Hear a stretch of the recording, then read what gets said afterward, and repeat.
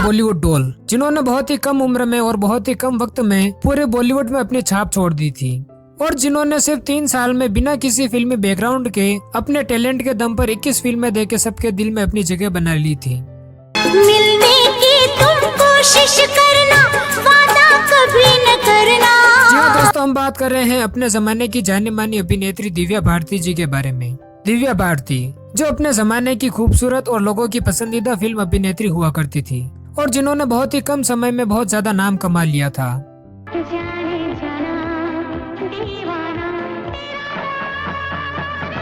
दिव्या भारती ने अपने फिल्मी करियर की शुरुआत 1990 के आसपास की और इसके बाद उन्होंने करीब 3 सालों में 14 हिंदी फिल्में और 6 साउथ इंडियन फिल्में कर डाली थी।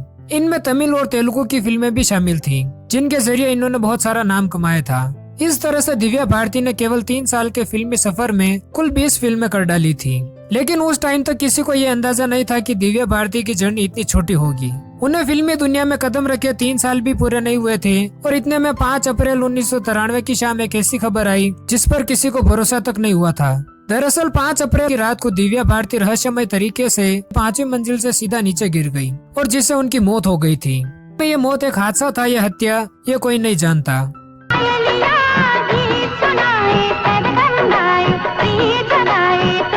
वीडियो में आगे बढ़ने से पहले चलिए जानते हैं दिव्या भारती की शुरुआती जिंदगी के बारे में। कौन थी दिव्या भारती, कैसे उन्हें फिल्मों में काम मिला और कैसे एक हादसे ने उनकी पूरी जिंदगी छीन डाली। दिल हो के जुदा तुझसे रह पाता नहीं है। दिव्या भारती का जन्म 25 फरवरी 1974 को बॉम्बे में हुआ था। दिव्या अपने पापा ओम प्रकाश भारती की पहली पत्नी नीता भारती से हुई थी। उन्होंने अपनी पढ़ाई कभी पूरी नहीं की। उन्होंने सिर्फ 9वीं कक्षा तक पढ़ाई की और फिर पढ़ाई में कम इंटरेस्ट के चलते स्कूल छोड़कर मॉडलिंग और एक्टिंग में आने का फैसला किया।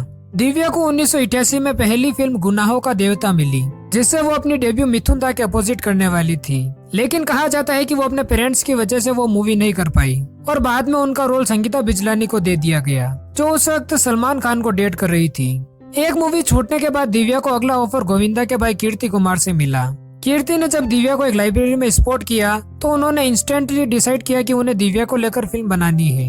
दिव्या ने अपने डेब्यू के लिए एक्टिंग क्लासेस और डांस वर्कशॉप सब शुरू कर दिया था, लेकिन इन सब के बाद एक बार फिर से दिव्या भारती को फिल्म से बाहर कर दिया गया। दिव्या उस वक्त मॉडलिंग कर रही थी और उनका जिक्र काफी सारे डायरेक्टर्स और प्रोड्यूसर्स के बीच चल रहा था, लेकिन तब भी किसी न किसी वजह से उन्हें डेब्यू फिल्म नहीं मिल पा रही थी। फाइनली 1990 में जब वो सिर्फ 16 साल की थी तब दिव्या भारती को एक रोमांटिक एक्शन तेलुगु मूवी मिल गई थी। दिव्या भारती ने अपना डेब्यू दग्गुबत्ती वेंकटेश के साथ किया। उसी साल दिव्या ने तमिल मूवी नीला पेनी भी की थी। दिव्या भारती ने 1991 में भी 4 फिल्में की, लेकिन उनका बॉलीवुड डेब्यू अभी भी बाकी था, जो उन्हें फाइनली 1992 में शोला और शबनम से मिला था। शोला और शबनम दिव्या भारती के सिर्फ करियर के लिए ही नहीं बल्कि उनकी पर्सनल लाइफ के लिए भी टर्निंग पॉइंट था। शोला और शबनम में दिव्या के अपोजिट लीड में गोविंदा थे। गोविंदा शोला और शबनम के दौरान एक और मूवी पर भी काम कर रहे थे, जिसकी वजह से दोनों शूट ओवरलैप होने लगे। गोविंदा की वो दूसरी मूवी साजिद नाडियाडवाला के साथ थी और इस वजह से साजिद का शोला और शबनम के सेट पर काफी आना जाना होता था। जब शोला और शबनम के सेट पर साजिद ने दिव्या को पहली बार देखा तो उन्हें दिव्या भारती से प्यार हो गया था। पहली ही मुलाकात के बाद से ही साजिद डेली दिव्या को मिलने उनके सेट पर आने जाने लगे और उन दोनों का सीक्रेट रिलेशनशिप भी शुरू हो गया था, जिसे उन दोनों में से कभी किसी ने पब्लिक नहीं किया। दिव्या और साजिद का रिलेशनशिप जितना जल्दी शुरू हुआ था उतनी ही जल्दी उन्होंने शादी भी कर ली थी। दिव्या भारती की उम्र 18 साल होते ही बहुत ही पर्सनली किसी को बिना बताए 1992 में दोनों ने एक दूसरे से 3-4 लोगों की मौजूदगी में शादी कर ली थी, जबकि साजिद नाडियाडवाला पहले से ही शादीशुदा थे। ये शादी इस्लामिक रीति रिवाज से हुई थी, इसलिए शादी के टाइम दिव्या ने अपना धर्म चेंज कर लिया था। वो हिंदू से इस्लाम में कन्वर्ट हुई और उन्होंने अपना नाम दिव्या भारती से सना नाडियाडवाला में चेंज कर लिया था। दिव्या भारती के बढ़ते करियर पे इसका कोई असर ना पड़े, इसीलिए उन्होंने कभी शादी की पब्लिक अनाउंसमेंट नहीं की, क्योंकि साजिद नाडियाडवाला का कहना था कि इससे दिव्या भारती की फिल्मों पर बुरा असर पड़ेगा, क्योंकि उस समय दिव्या भारती बिल्कुल नई थी। 2-3 साल का फिल्मी करियर था और उनकी उम्र भी 19 साल की ही थी और उनके खाते में केवल 14 फिल्में ही थी। साथ ही में शोला और शबनम फिल्म की शूटिंग भी चल रही थी, तो वो नहीं चाहते थे कि इस फिल्म के रिलीज होने से पहले किसी को शादी के बारे में पता चले, ताकि उनकी फिल्म पर कोई बुरा असर ना पड़े। खैर, दिव्या भारती ने 1992 में अपने करियर की सबसे ज्यादा मूवी दी थी। दिव्या भारती ने विश्वात्मा, दिल का कसूर, शोला और शबनम, जान से प्यारा, दीवाना, और गीत को मिला के टोटल 12 फिल्में दी। दिव्या की फिल्म दीवाना में उनके अपोजिट शाहरुख खान ने अपना बॉलीवुड डेब्यू भी किया था, जिस फिल्म के लिए उन्हें new face of the year का अवार्ड भी मिला था। दिव्या भारती के लिए रास्ता काफी स्मूथ चल रहा था। उनकी मूवीज पे मूवीज रिलीज हो रही थी, लेकिन आगे से आगे उनके पास काफी मूवीज के ऑफर आ रहे थे और काफी प्रोजेक्ट्स उन्होंने आगे के लिए साइन भी कर दिए थे। दिव्या भारती बहुत से हिंदी गानों की वजह से लोगों में और भी चहेती बनती जा रही थी। उनके साथ समंदर पार, ऐसी दीवानगी, तू पागल, प्रेमी आवारा जैसे गाने आज भी काफी पसंद किए जाते हैं।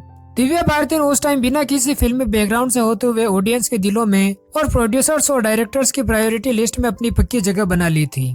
दिव्या भारती के मासूम चेहरे और लाजवाब अदाकारी ने उस वक्त सबका दिल जीत लिया था और छोटी सी उम्र में उनकी पॉपुलैरिटी उस वक्त की काफी बड़ी एक्ट्रेस से ज्यादा हो गई थी। इसके बाद साल 1993 में साजिद नाडियाडवाला ने दिव्या भारती को 5वीं मंजिल पर एक फ्लैट गिफ्ट किया।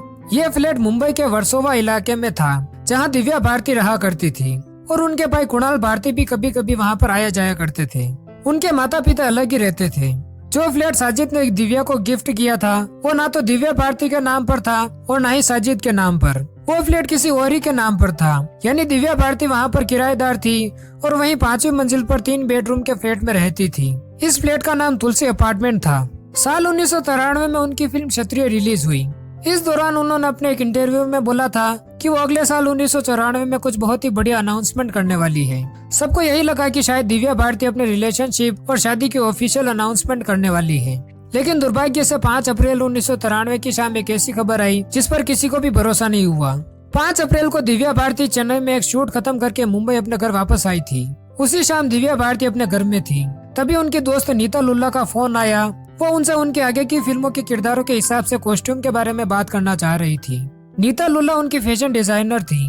दिव्या भारती की ज्यादातर फिल्मों में उन्होंने ही उनकी ड्रेस डिजाइन की थी। इसके चलते उनके बीच काफी अच्छी दोस्ती हो गई थी।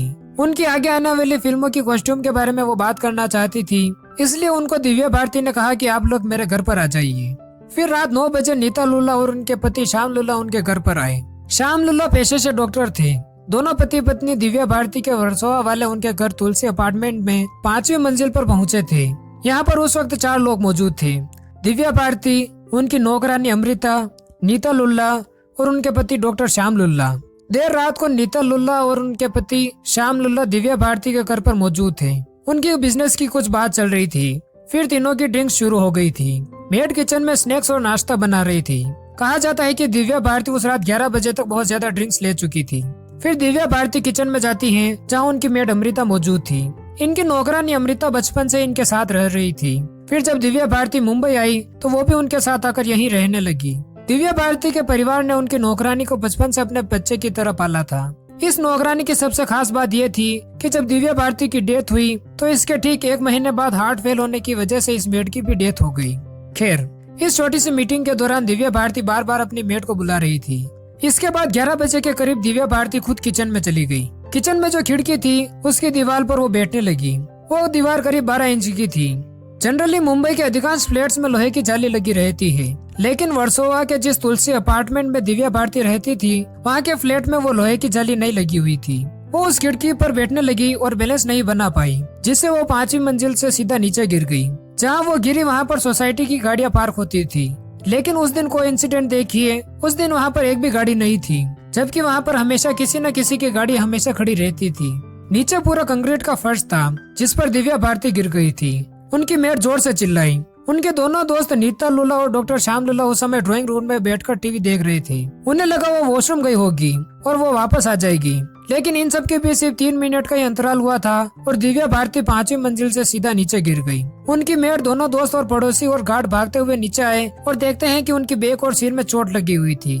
नीचे गिरने पर जब एम्बुलेंस बुलाई गई तब तक उनकी सांसें चल रही थी, लेकिन हॉस्पिटल जाने तक फेटल इंजरीज और इंटरनल ब्लीडिंग की वजह से उनकी डेथ हो गई और सिर्फ 19 साल की उम्र में दिव्या भारती सबको छोड़कर चली गई। उनकी डेथ का पूरी दुनिया को बहुत बड़ा धक्का लगा। कोई मान ही नहीं पा रहा था कि उनकी चहेती एक्ट्रेस अब नहीं रही और लोग ये भी एक्सपेक्ट नहीं कर पा रहे थे कि एक एक्सीडेंटल डेथ थे। लोगों ने दिव्या भारती की डेथ को मर्डर बताने के लिए हर तरह की कंट्रोवर्सीज लगाई। किसी का यह कहना था कि उनके खुद के पति साजिद ने ही उन्हें धक्का दिया है, क्योंकि दिव्या और साजिद की कुछ ही दिन पहले ही लड़ाई हुई थी और दिव्या ने यह धमकी दी थी कि वो उसके और अंडरवर्ल्ड डॉन दाऊद इब्राहिम के साथ जो कनेक्शन है उन्हें वो पब्लिक कर देगी। उस टाइम अंडरवर्ल्ड काफी मूवीज पर पैसा लगाता था और साजिद का तो खुद का प्रोडक्शन हाउस था, तो साजिद का दाऊद इब्राहिम से लिंक भी हो सकता था। वही मुंबई ब्लास्ट मार्च 1993 में हुए थे और अगले ही महीने ऐसे तरीके से दिव्या भारती का पैर फिसल जाना उनके फैंस को हजम नहीं हो पा रहा था। इतनी सारी कंट्रोवर्सी देखकर उनके पेरेंट्स ने मीडिया में स्टेटमेंट दिया कि मस्ती में एक्सीडेंट हो गया होगा। खैर, यहाँ साजिद ने दिव्या के माता पिता को अपने पेरेंट्स की तरह ट्रीट किया। दिव्या के जाने के बाद साजिद ने एक बेटे की तरह हर जिम्मेदारी पूरी की और साजिद ने फाइनली नवंबर 2000 में जर्नलिस्ट वर्दा खान से शादी कर ली। 1993 की मूवी क्षत्रिय उनकी डेथ से पहले उनकी लास्ट फिल्म थी, लेकिन दिव्या भारती अपने पीछे बहुत सारे प्रोजेक्ट्स अधूरे छोड़ गई। 90% शूट हो चुकी मूवी में उन्हें रिप्लेस कर दिया गया था। उनकी डेथ के बाद उनकी 3 फिनिश फिल्में रंग, थोली मधु और शतरंज रिलीज हुई। उनकी अपकमिंग तेलुगु फिल्म चिंतामणि को उनके ओनर में कैंसिल कर दिया गया था।